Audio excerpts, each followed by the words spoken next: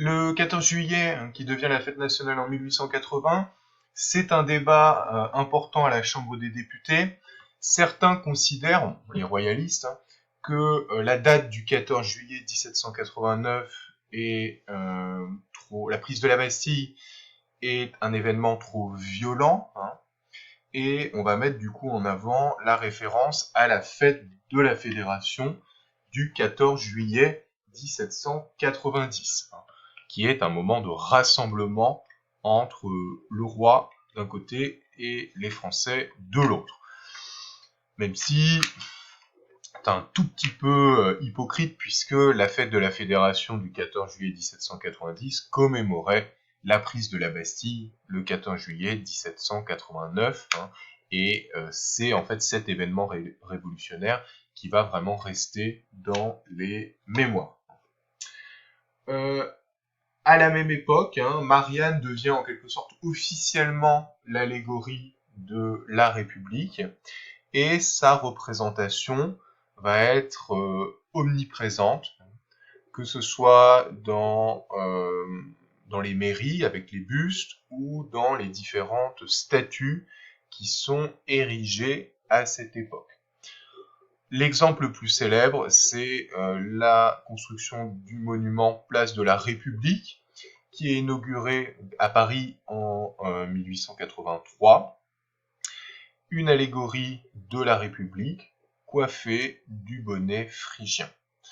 On va parler pour cette époque d'une véritable statuomanie, c'est-à-dire la manie des statues, puisque les républicains vont essayer d'occuper l'espace public, notamment les places, les grandes avenues, avec des statues qui représentent des allégories ou qui représentent de grands personnages républicains. Même chose, les noms de rues qui vont être donnés à des personnalités républicaines comme Léon Gambetta. Donc tout ça, ça permet d'enraciner la République dans la conscience collective. Ces symboles, ce n'est pas quelque chose d'anecdotique. Ça permet de rendre concrète, de rendre réelle la République et d'occuper en quelque sorte l'imaginaire des Français avec ces représentations qui remplacent notamment les représentations qui étaient celles du Second Empire, ou précédemment les représentations liées à la monarchie et également liées à la religion.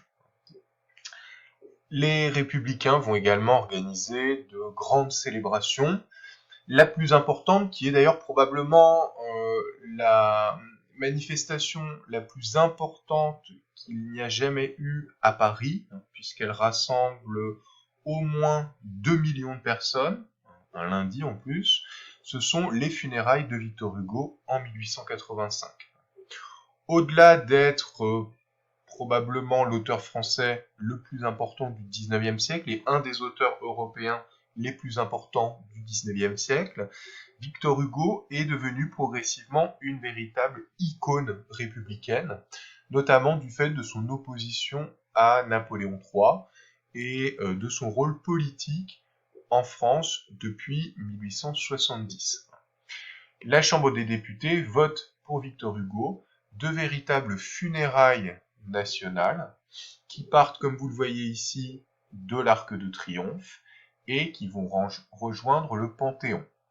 Et c'est d'ailleurs à cette occasion que le Panthéon, qui était redevenu une église au XIXe siècle, redevient à nouveau, comme sous la Révolution, une sorte de temple laïque pour accueillir les tombeaux des grands hommes, c'est-à-dire des personnages importants de la République française. Donc, c'est à l'occasion de ces funérailles de Victor Hugo que le Panthéon retrouve ce rôle. Autre célébration extrêmement importante, celle du centenaire de la Révolution française, puisque, comme on l'a dit, la Révolution française est la référence principale de ces républicains. Et cette célébration va coïncider avec la grande exposition universelle de 1889, que vous connaissez tous, puisque c'est à cette occasion qu'est construite la Tour Eiffel. Donc là aussi, vous allez avoir tout un ensemble de réalisations liées au progrès technique, mais c'est aussi pour les républicains une façon de célébrer le souvenir de la Révolution française et de marquer le triomphe de la République en France. Je vous ai mis une médaille avec d'un côté l'inscription Exposition universelle et une représentation de la Tour Eiffel, et de l'autre côté, centenaire de la Révolution française, avec les dates du 14 juillet, du 4 août et du 20 juin, c'est-à-dire, comme vous le voyez sur l'image, le serment du jeu de Pau. Enfin, troisième sous-partie dans cette deuxième grande partie, la Troisième République va s'attacher à fabriquer, en quelque sorte, des républicains, avec deux éléments essentiels, l'école et l'armée. D'autres structures dont on pourrait parler, mais il est évident que l'école et l'armée vont être les deux principaux creusets de cette culture républicaine. L'école est probablement la priorité pour les républicains. Alors, pourquoi? De façon assez logique, réformer l'école, transformer l'école, c'est travailler en vue des générations futures. C'est combattre également l'Église qui, traditionnellement, a un poids extrêmement important dans l'enseignement. C'est aussi former des citoyens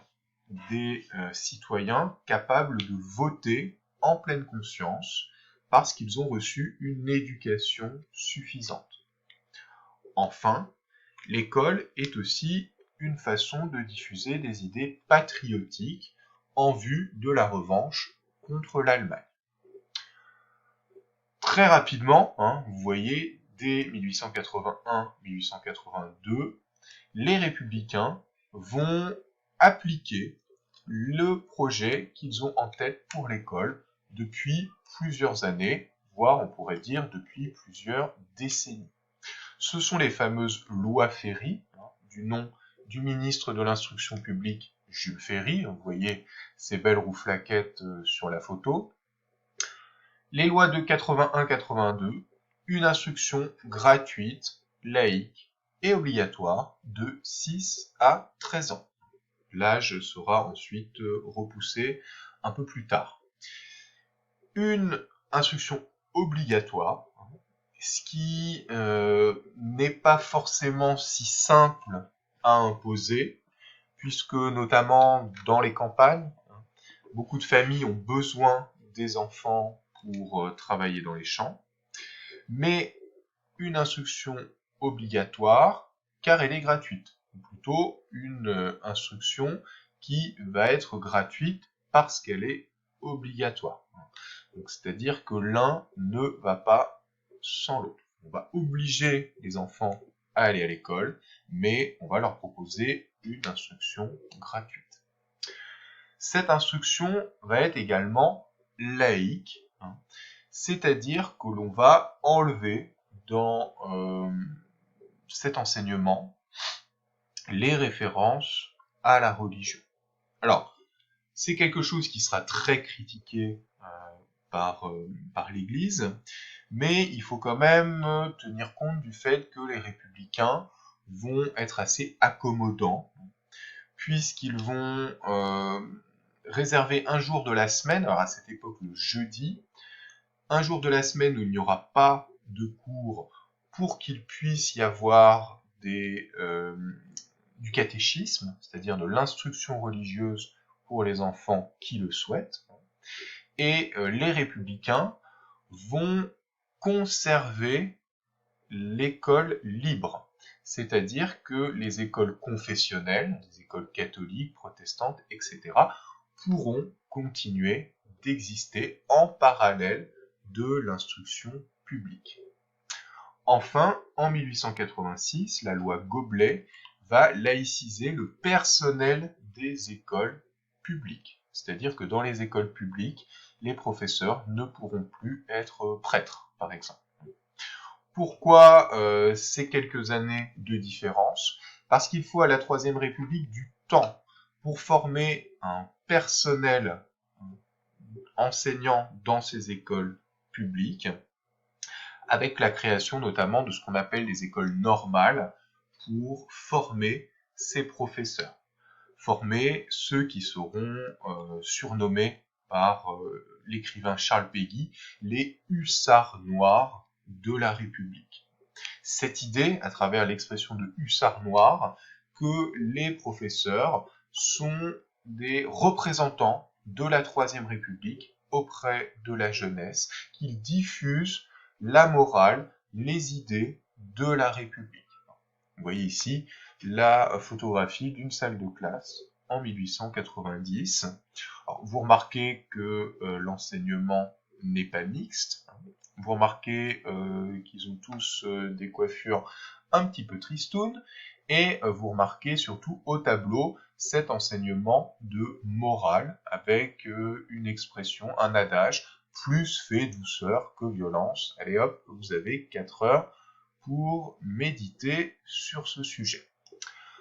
Enfin, création d'une armée républicaine.